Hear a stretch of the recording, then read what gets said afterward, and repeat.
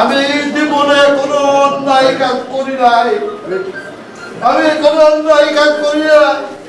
আমার এখন চাঁদাবাজ থানের ভিতরে এই দেখাচ্ছে তারা, আমি খুব ব্যথিত ভাই। আপনারা দয়া করে আমার বিচারটা করবেন। চাঁদাবাজ তাদের আমি প্রতিবাদ করতে যেয়ে আজকে এই বিপদের মুখে পড়ে যাচ্ছি। আমি একজন সৎ মানুষ, আপনাদের সামনে বলছি না।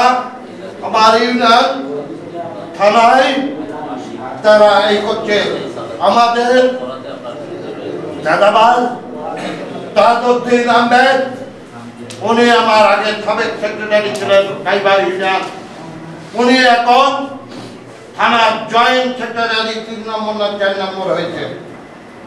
ওনার ভাইপো আশিক সেই প্রমাণ করে দেখবেন, অনেক লোকের মারধর করে অনেক লোকের কাছে টাকা জুলুম করে টাকা নিয়েছে। আর তার ভাইরা বাজার যারা তাদের নামে কথা বললে, কাইবার ইউনিয়নের কথা বললে, ইতিমধ্যে একটা কোঠায় মেরে ধরে হয়ে গেছে। এই চাঁদাবাদের কারণে যে কথা বলছিল একটা সৎ ব্যক্তি, এই হচ্ছে তাদের কার্যকলাপ করে। আর তারা চাপাচ্ছে আমার পরে ভাই।